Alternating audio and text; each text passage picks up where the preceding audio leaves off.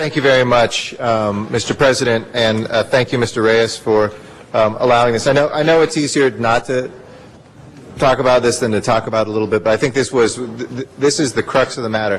If I recall, and Mr. Alarcon I know raised this before, the reason there was 500 is the planning department said we could put those together in time so we could have the break to look and to see one scenario. It would have taken too long for us to be able to get that beforehand if it was 1,000. That was the only reason it was at 500 versus 1,000, was what was already prepared and ready based on an earlier draft ordinance.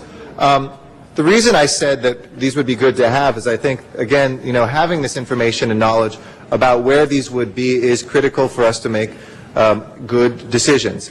I know there's one speaker stood up in general public comment and said it's taken too long. I'm not going to rush a bad law through, which another speaker referred to, the impact of a bad law.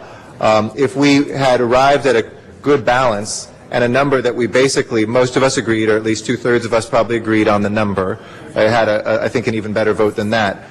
We also want to make sure we don't undercut that number by having some sort of zoning regulations that actually make it so that there's 10 in the entire city.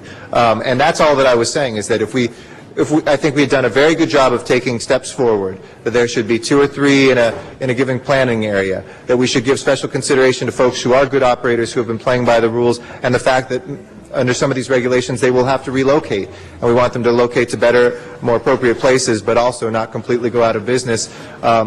We have something that here gives us, I think, the information to show that if we get so restrictive in the abstract, which sounds good, the sensitive uses, which I support, 1,000 feet, which I have supported up to this point, I don't want to have the secondary effect of there being no places for patients to be able to have access.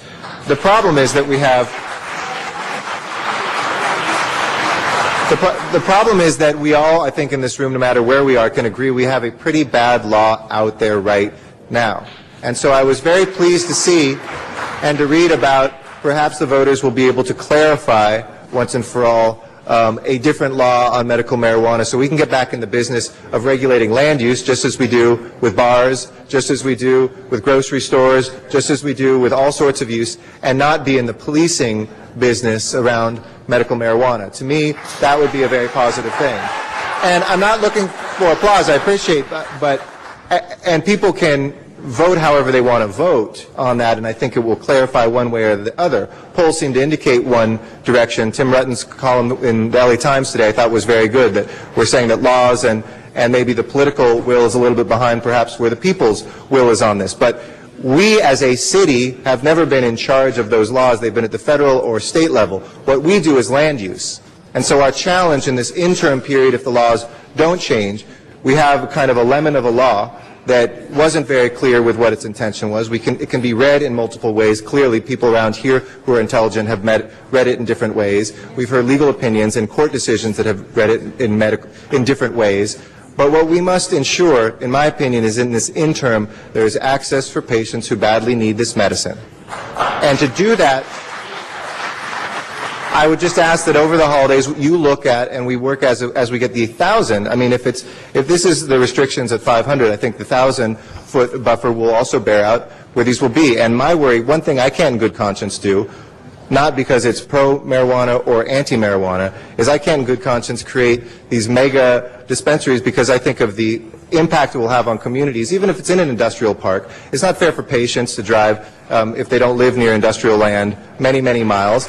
And quite honestly, I can't see how these are going to be run well, that the impact on the neighborhoods will begin to be like those bad bars that we have or the rogue operators that we've had in the smaller medical marijuana dispensaries. So I think we actually do have, it's very easy to blow this stuff up.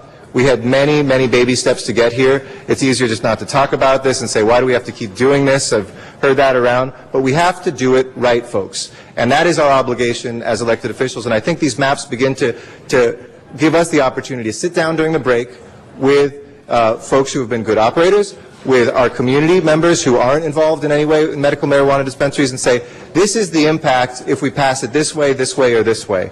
Give us your feedback, because in January we're going to pass a final law that of course can be changed in the future and corrected, but we will do that. And we need to make sure that that is done in the most open, transparent way possible. And so my last point is, are these maps now online and available? Was that already covered? Excuse me if it was.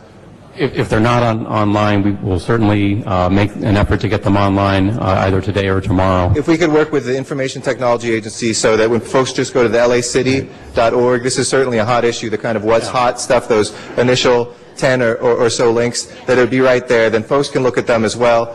Folks who are trying to protect their communities, folks who are trying to protect access can have that same information and make sure that we can make a good decision come January. Thank you. I want to note that there are 24 speaker cards, but we're not going to be voting on this matter today, so there won't be a public speaking period on this particular subject. Since there will not be a vote, we will continue this to 2010. Our next council member.